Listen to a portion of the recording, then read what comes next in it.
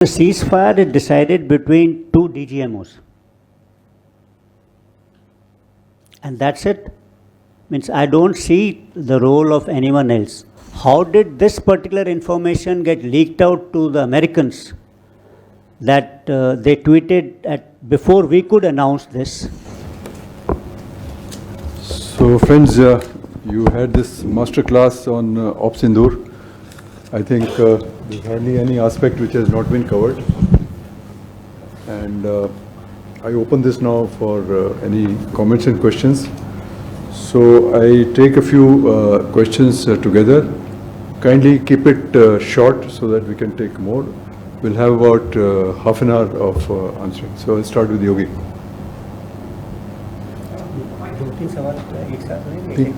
कैसे जैसे आप तीन ओके माइक दो भाई उधर सामने सामने सामने हाँ Thank you, sir. Very, very educative talk. We learned so much. I have just two questions here.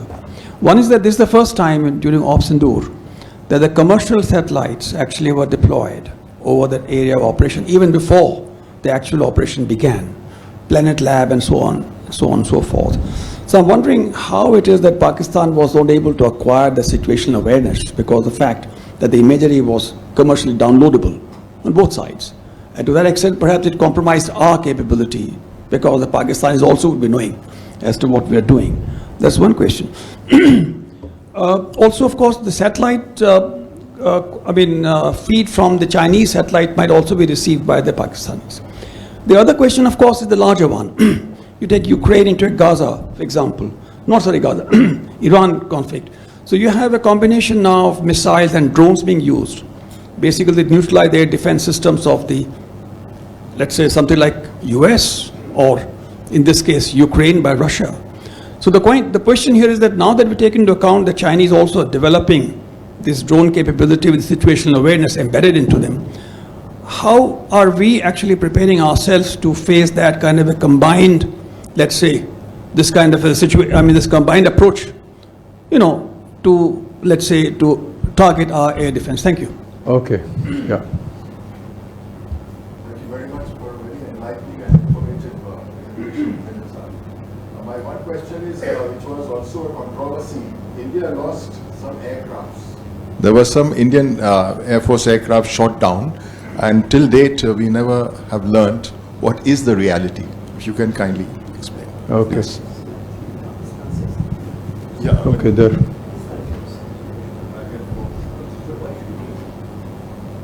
Oh, पीछे.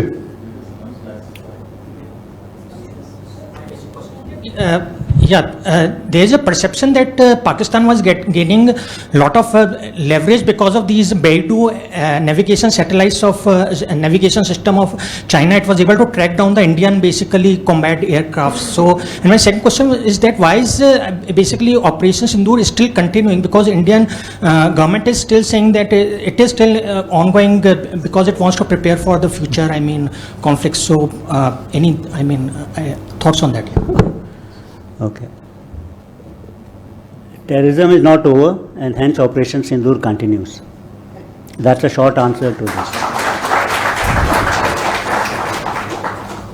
There are a couple of questions actually. They're very interesting. So commercial satellite imageries are available from a number of US companies like Maxar, Planet Lab and Black Sky. And similarly today there are a number of Chinese companies also in the field which provide you commercial images. There's always a waiting period, and it's based on your contracts. So it's not that immediately things are available. You've done a contract, they'll give you those kind of images on a particular payment under different models. I think Pakistan felt that when I said that they were blind and they did not know the results of their strikes. They were actually, after 10th also till about 12th, they were trying their best to obtain images so that they have some evidence of some targets which they have hit. But unfortunately, once they did not get, they tried other Chinese satellites also. But since they are not able to hit any target, they got no evidence. But it created doubt in their mind after this also. that, people have maybe hidden this fact from them because of Indian insistence. So every kind of a theory there, but the fact is that they're not able to hit targets. They did, of course, try. So commercial satellites imageries from Chinese are available to anyone. Means anyone can buy. So it's not that Pakistan is only. Regarding this Chinese and Pakistani collusivity during this particular operations in present or in future, that's a larger question. Maybe he just referred to a specific thing. I can say this, that, there is something which is known as a fact, something you can make as a reasonable assumption, and something would lie in the realms of speculation. The fact of the matter is that Pakistan's inventory of its platforms today, 70 or 80% is of Pakistan, Chinese origin, whether it is land-based, air platforms, some naval platforms. We also have an inventory of foreign platforms, and when we get those platforms, the maintenance and serviceability is the responsibility of the OEM, and their representatives are normally in the countries in which this equipment is deployed, because they're supposed to keep them serviceable. It's been used for war fighting, and in war, if this equipment is not available, then what's the use? So Chinese OEM people would have been there, and that's what Chinese have admitted, that their people were there. So there is nothing new in this. Today in our country also there would have been Russian OEMs, there could be French, there could be Israeli OEMs actually supporting that same equipment which you are holding. So it's a contractual obligation, which we must understand this. Satellite imageries, they are commercially available. You can buy it from Americans, you can buy it from Chinese. So to say that provision of satellite imageries to Pakistan by Chinese would have, provided some kind of intelligence would again be incorrect to say. What goes below this, that means you're targeting data through secure VPN links, etc. That could be passed, about which we actually would not know. So that could be falling under the thing of speculation. But one or two things I can say. Pakistan's understanding of the situation was quite poor even in the maritime domain. I can give you one example. Their daily briefings would tell where a carrier battle group was moving in the Arabian Sea. And when I checked back from the Western Naval Command as to where the carrier battle group was on those days, it was almost about 100 to 200 nautical miles off from that place. So means either they were getting wrong inputs of our carrier battle group, or means they were just not accurate, because they were dependent only on foreign sources for this. Why I am saying so is because their long-range maritime aircraft did not fly at all. So if you don't fly long-range maritime aircraft, if you don't have satellites, how do you get images, or how do you know where the carrier battle group is? It is from outside. So the source of information may have been, so it's a speculation on that side. But on the other side, the army has told me that whenever they redeployed couple of the strategic in the sense, this BrahMos units, land-based units, the Paki did come to know that we have deployed this. So was it based on satellite intelligence, or was it based on human intelligence? So that's again a method of speculation. So one can't really say that what is correct. Warfare, that's the first question. Second part, that's evolving. Yes, it is evolving, and drones, electro ammunitions, these are going to play, some people believe, a major role. There's one view that this particular thing is being overhyped. There's one view that this is going to change the course of warfare. There are two different kind of views. But one thing is for sure, the lower airspace which exists today will never be the same again. This is going to get hugely crowded, and in this airspace, unless we have visibility and transparency as to what's happening, if we are not able to control this lower airspace, we will not be able to win this battle. So that is the fundamental requirement. Whether this will play a major role or not, that a future conflict will tell. But the understanding of this lower airspace, say a kilometer, kilometer and a half, across the length and breadth of India, especially in the border areas, for future will be very important for us. Yeah.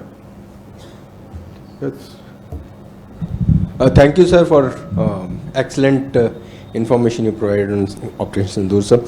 So, few things which add to, which comes to my mind, will be there in mind, but I don't know for whatever reason.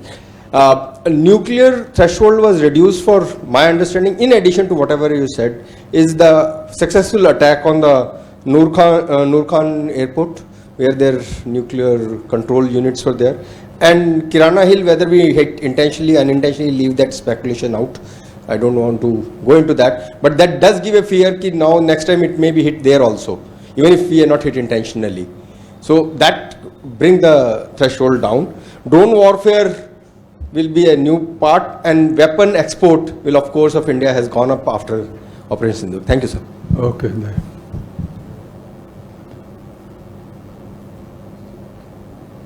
आगे जाओ उधर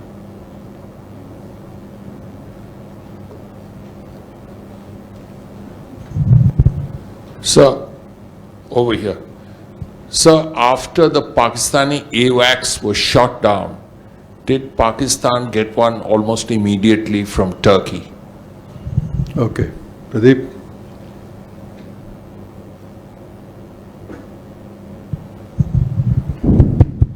I've dealt in Defense Ministry, the Operation Parakram, when I was custodian of Union War Book, and thereafter 2611. By those comparison, I will say that this Operation Sindoor, it's not a war, but then it's a brilliant non-escalatory operation. You controlled, you had a very good control over the escalation by those standards. Because in both those incidents of Parakram as well as 2611, the idea of escalation was hovering around the decision maker's mind. So this is one very good observation what we have made. Another what I would like to mention that there is a concept of kill chain, but this Operation Sindoor established the kill web. Now just a suggestion that we should work on that, because there are various systems being integrated into one architecture. So we must focus on the kill web, and whichever element of that web is having an opportunity, they could take the target. Thank you. So,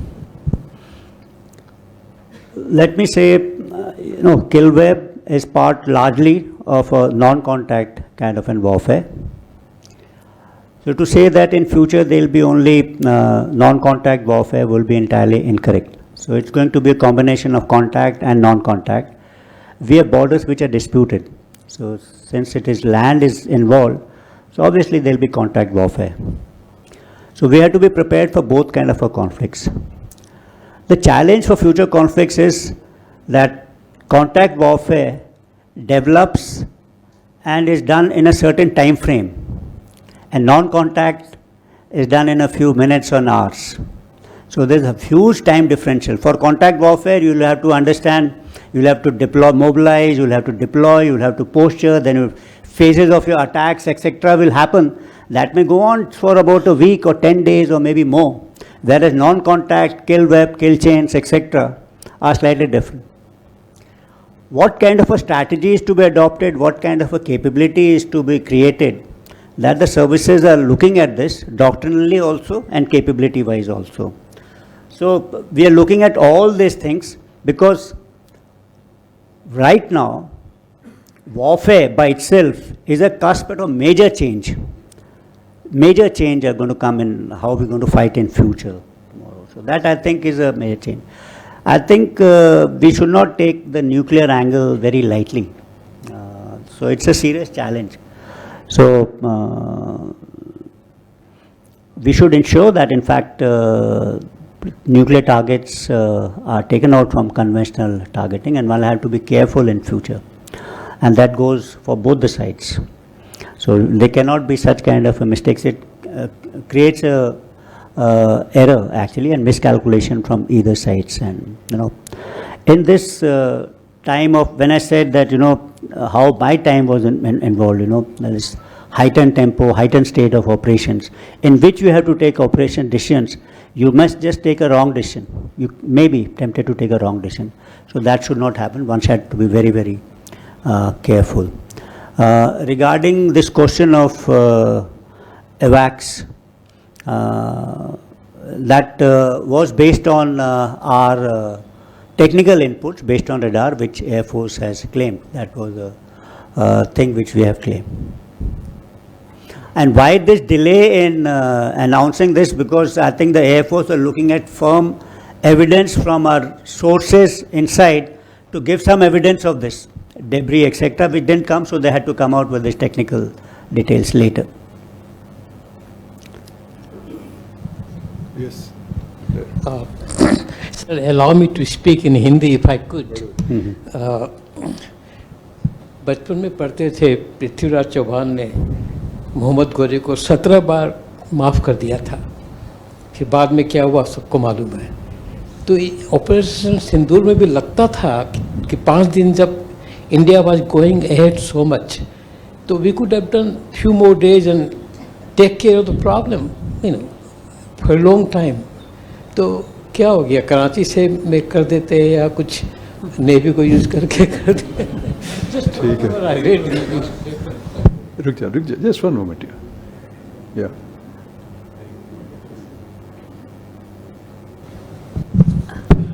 Sir, we started with the lecture of yours. We're teaching a big lesson to Pakistan. So can we say this lesson is learnt by Pakistan for 1 year, 2 years, for how long? And we claim to be successful victory because of Noor Khan. It was a USA missiles there. And third thing that after this war, then this General Munir became Field Marshal and he is being invited in the White House. And after that we have a Makkah agreement, Makkah. So do you think this is going to have an impact on Indian, or like Gautam, our ambassador said, they are just individual country, not all the three together, just 0 plus 0 is 0. Thank you. There, पीछे.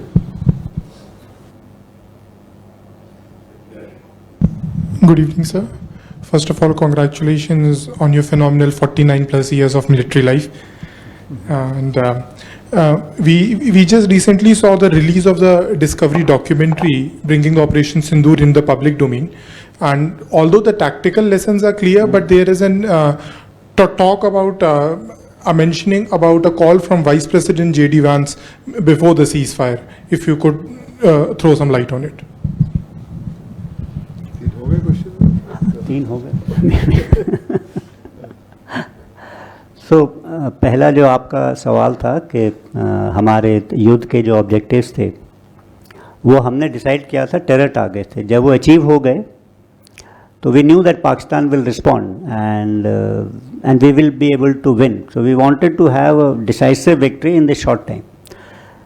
ये हमारा वो नहीं था कि लड़ाई को जो है प्रोलॉन्ग करना है, तो ये कभी भी उद्देश्य नहीं था। जब हमारे लिमिटेड ऑब्जेक्टिव्स मीट हो गए तो हमने जो है जब उन्होंने बोला, हमने नहीं बोला उन्होंने शांति के लिए, उन्होंने हमसे बात की, तो that got out. Second thing is this lessons which you had asked.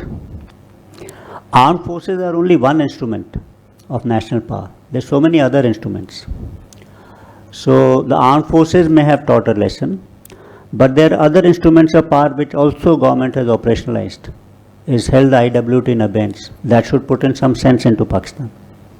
There are economic issues also, diplomatic also. All this combined will, I hope, try and change state behavior in Pakistan. As far as Mecca agreement, I always said that what I said earlier, that 0 plus 0 is 0, we should not assume that at all.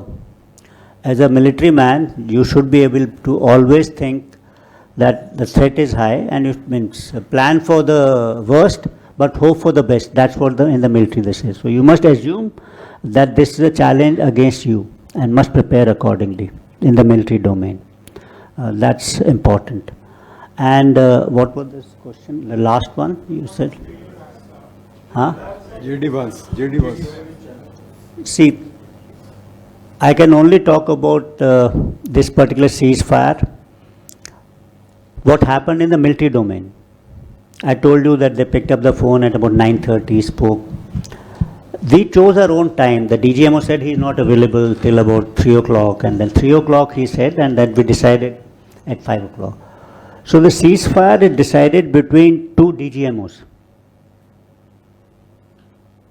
And that's it. Means I don't see the role of anyone else. how did this particular information get leaked out to the Americans that they tweeted before we could announce this? Again, I'm really not sure, but it didn't leak out from us. So there has been some kind of an understanding between this us, the DGMO level, that this any kind of conversation which is held, you maintain due secrecy on this. So I think that it somehow got leaked out from the other side. That's what I feel. But with That's massive, massive. Yes. consequences. Okay, here. Jain sir, I have 3 very specific questions. एक question. Okay, so it was declared during Sindoor by the Prime Minister that any act of terror will now be considered an act of war. Under that policy, is it now prudent to expect that the next time an act of terror happens, directly Pakistani military targets will be struck instead of just terror targets, since we saw a lot of senior Pak military officers at Murid ke funerals and in Bahawalpur as well? There. See, one of the thing is probably what happened on the actual military side is a different thing, but narrative war we seems to be, I mean, as per media, maybe Pakistan might have won. So what are we doing for narrative war? Number one. Number two, US relationship with India and Pakistan on this. On the day of 10th of May, this seems to have changed. I mean, US became a bit hostile towards India. So what has been the case for? Yeah. Good afternoon, sir. So my question is, how do you contextualize the civil defense cooperation beyond bureaucratic and political chambers? During Operation Sindoor, we saw how this active act of cognitive warfare was practiced by Pakistan.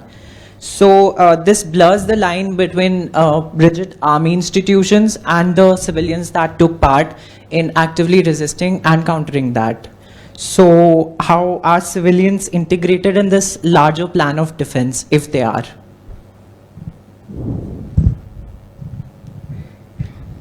Thank you, sir. Okay. Please stand up. Okay. Thank you, sir. My question is related to some of the learnings and lessons which have been institutionalized post Operation Sindoor, and also if you could do a comparative assessment of lessons incurred from the engagement or this clash with Chinese, because we have been moving multiple pieces of puzzle, basically, and we do all these add up to this big picture. Are we taking some of these lessons and moving forward with them, institutionalizing them, because our adversaries are? So, thank you. So, the first question was acts of terror which will be treated as war. Acts of cross-border terrorism, that could be treated as an act of war. What is war itself is, the whole definition is changing today. So what used to be declared kind of wars which we've seen in World War II, World War I, those kind of wars do not exist anymore. But conflict does exist. So a different kind of war will be fought. And in this kind of war, what are the kind of targets? How will you achieve those objectives of the war? That all is changing very fast. It's not only because of technology, but because of geopolitics also. So in this, everything could be on the cards, or the options, I would say. Civil military cooperation was one question, and I think whenever the war was being fought in conventional domains, land, sea and maritime, there were forces created for this. There's the army, there's the navy and the air force. But when we are going to fight wars in new domains of cyber, space, cognitive warfare, I think the structures, the kind of people who will man them will be entirely different. So if we want to create a cyber force, a big cyber force, there will be a huge component of civilian cyber experts into it. If we create a space command or expanded space agency, there will be a lot of scientists from ISRO, DRDO. or maybe new startups, part of this organization, they'll serve in this. And similarly, when we look at cognitive warfare, whether it is psychological operations, media, creation of content, etc., again for this, there will be civilian contact. So in future, even the combatants are going to change in the kind of warfare. So we must keep all these ideas open. The narrative war, or the endearment of say Pakistan to US, and a couple of people have these kind of talk. What they have won probably is this war of servitude, sycophancy and servility. We have maintained our dignity and said that we did not ask for this ceasefire. So that may have costed us, but we stood straight. We've not bowed down.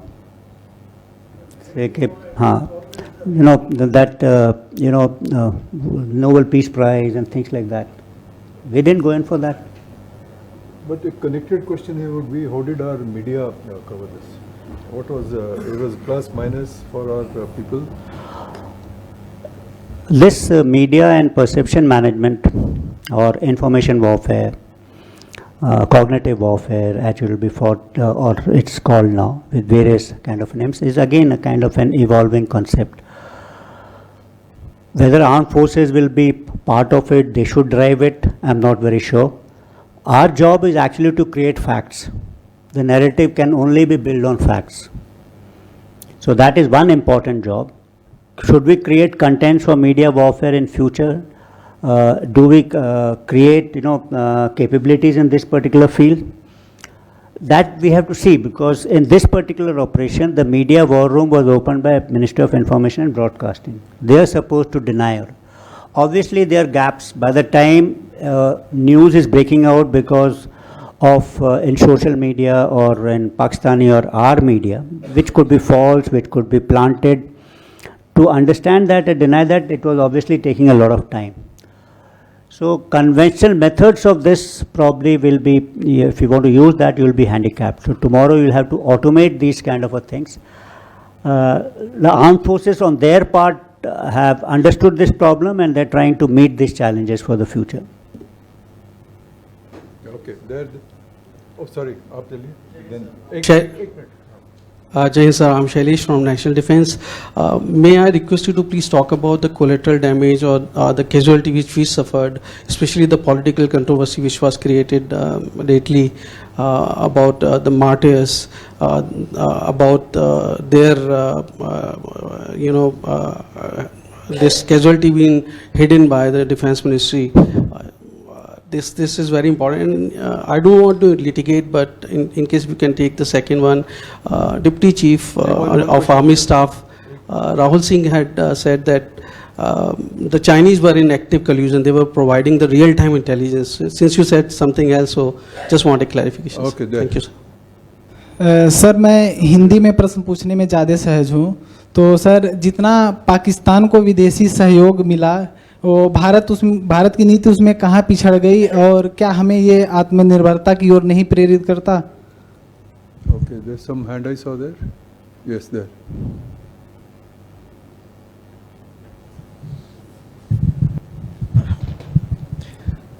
Let me introduce myself before I ask the question. I'm a veteran. I'm 86 years old. When I joined the army, the Chinese war started within a year of my joining the armed forces. So I took part in that as a 19-and-a-half-year-old youngster. Then 65 war started. I happened to be there itself. 71 war started. I was there again. All as a company commander or a company officer. Then something happened in Sri Lanka. I was there again. In between, something happened in Nagaland, and this thing I was there again. Now I am on 31st. I will become 86 years old. Now, when I saw this wars going on, what happened to me that what is all happening? I'm speaking from the perspective of a person who has seen the previous wars and who is seeing the war that is being fought today. There is the thing that come to my mind that officer asked the question about the civil defense. The Prime Minister made a mention of it in his speech that you are going to have a civil defense in a big way. It is important because he made this thing that the war is not going to be fought at the borders. So it will be fought in our cities. It will be fought, perhaps something will happen in Noida. Then what do? I just can't keep. Earlier the concept of civil defense was कि भाई रात को light of करके रखो नहीं तो हवाई जहाज देख लेंगे. That was the concept of civil defense. What is the concept of civil defense today? Because you don't know the enemy is going to hit a target which may be a civilian target or a target which is both civilian and military. So what do?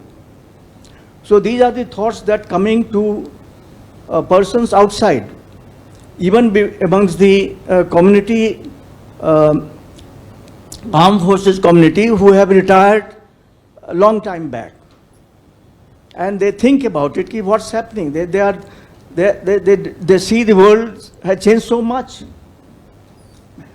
The second aspect was, there was something called Geneva Convention. Is it still on? Then the third was there are certain agreements between two countries that was sacrosanct. Is it sacrosanct today? We don't know.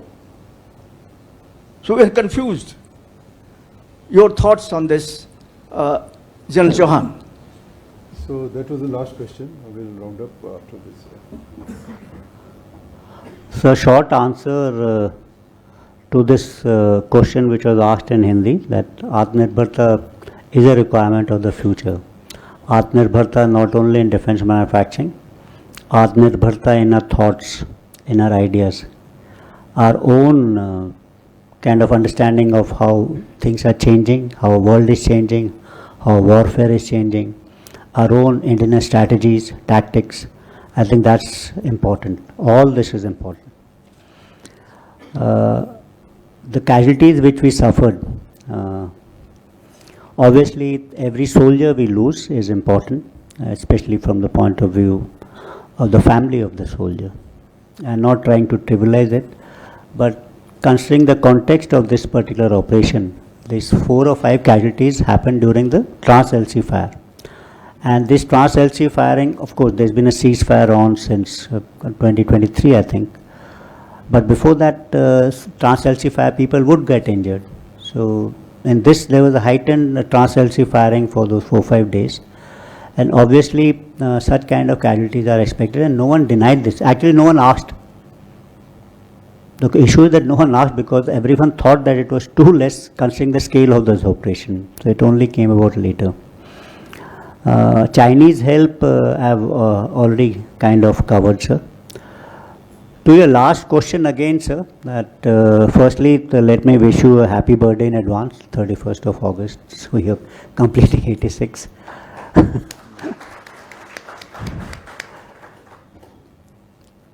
Again, sir, the kind of, I also learned war like you've learned or you fought.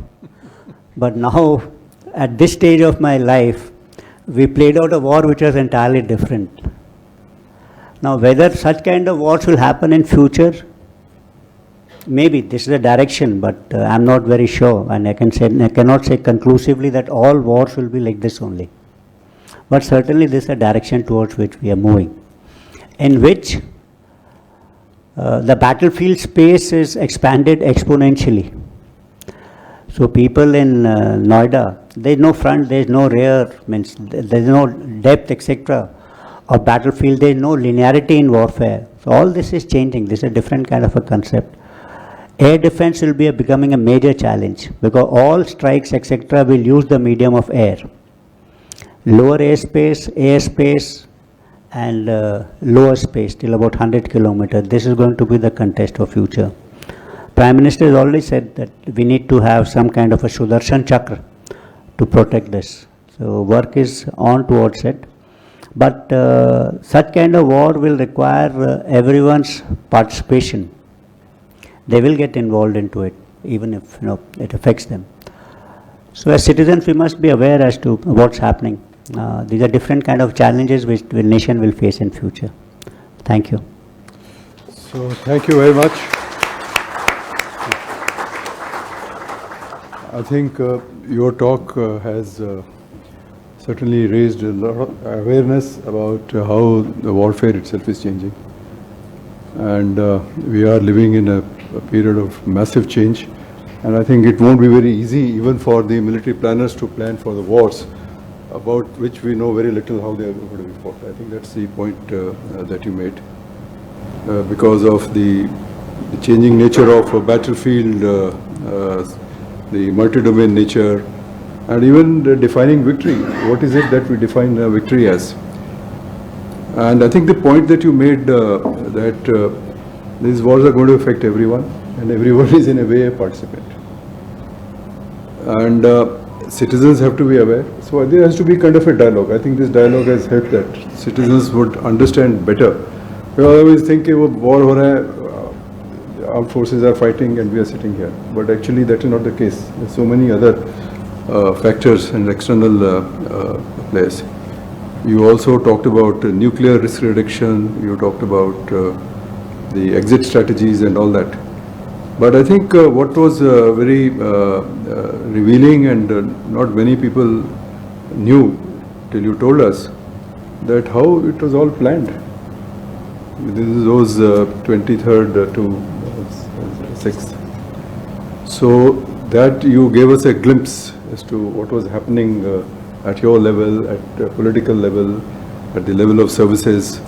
And you also kind of gave a indication as to how these integrated structures are now evolving. I think CDS's task was really to put in place those integrated structures, and the work has begun. And of course, it will be a long process.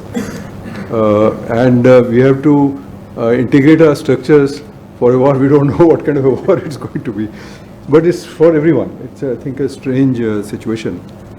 But I think that way Sindoor has been a tremendous, so to say, learning on the job. Probably, as you said, and this probably happened because you have all been thinking since the Russia-Ukraine war began, because there was, everybody was talking about Russia-Ukraine war, and then Gaza happened, and so many other things. So constant wargaming that went on, and in think tank circuits I can say there was a lot of ways people were thinking ki kaisa war hoga, kaisa hoga. I'm sure this was happening within the government also. But perhaps one of the most important factors here was the clarity at the political level. No confusion, no nothing. And as you said, the armed forces got together and they said that we will do what we are. And in fact, the deficiencies would not come in the way. And then you planned within those constraints. And I think beautifully executed. And Pakistan has learned its lessons. But I think it's learning a bit too fast. And it is, so we have to be also seeing what Pakistan is really doing, because I think Pakistan is up to a lot of things. And we have discussed in other fora also how they are very quickly learning. And this Mecca Accord, etc., a lot of things are being written. We should take it rather seriously. And I agree with you, 0 plus 0 in this case does not add to 0. It is probably much more than that. So we all learnt a lot. And the gentleman here asked about the narrative warfare, the strategic communication, which is an extremely important part of war fighting. In fact, we are still fighting that war. Pakistan abhi kuch bolte rehte hain, and still a lot of doubts, questions keep on. So I think this is an ongoing process, and as you said, Sindoor is not ended, and we remain prepared for it. So but it's been a wonderful experience learning from you, the primary source as to how the war was planned and fought. Thank you so much. Namaskar. Thank you.